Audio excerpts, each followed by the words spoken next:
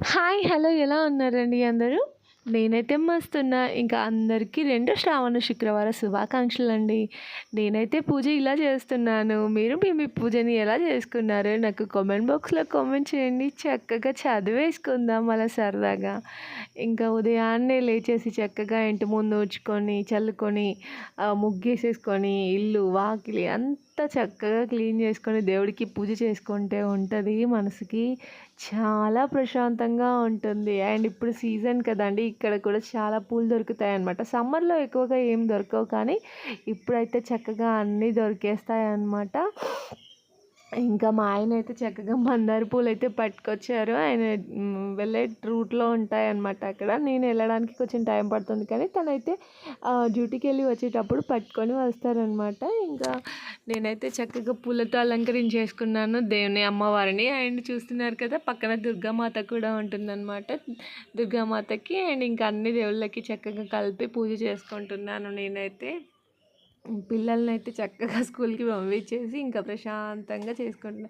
ఎందుకంటే పిల్లలు 7:15 కల్లా వెళ్ళిపోతారు కదా! ఇంకా వాళ్ళు వెళ్ళిపోయిన తర్వాత ప్రశాంతంగా నేనైతే నా పూజనైతే స్టార్ట్ చేశాననమాట.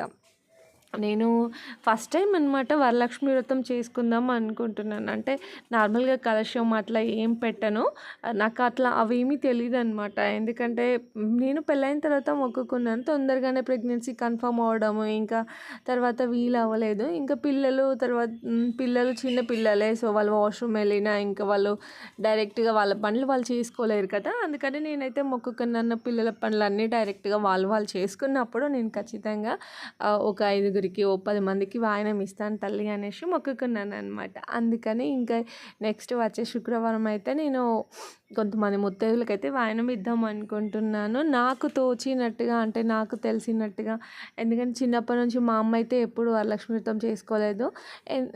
అంటే అమ్మ తన లైఫ్‌లో కొన్ని ఫేస్ చేసిన సిచ్యువేషన్స్‌ని బట్టి అమ్మ కూడా పూజలు అట్లా చేయడం అన్నీ ఎప్పుడో మానేసిందనమాట. అంటే ఇప్పుడు స్టార్ట్ చేసింది మళ్ళీ. చేస్తుంది కానీ ఇంకా తనంత మనస్ఫూర్తిగా చేయదనమాట. ఇంకా చూసారా చక్కగా నేనైతే పూజ అయితే చేసేసుకొని ఇంకా కాళ్ళకైతే పసుపు రాసేసుకున్నాను. ఇక్కడ నార్త్ వాళ్ళకి పసుపు రాసుకుంటే అదొక వింతలాగా కనిపిస్తుందండి. అడగని వాళ్ళు ఉండరు. వాళ్ళేంటంటే మనం కాళ్ళకి పెళ్ళప్పుడు పారాణి పెట్టుకుంటాం కదా! వాళ్ళు ఏ చిన్న పూజ జరిగినా అలా పారాణి పెట్టుకుంటారు. మనకేమో పసుపు పెట్టుకోవడం అలవాటు కదా! సో, వీడియో అయితే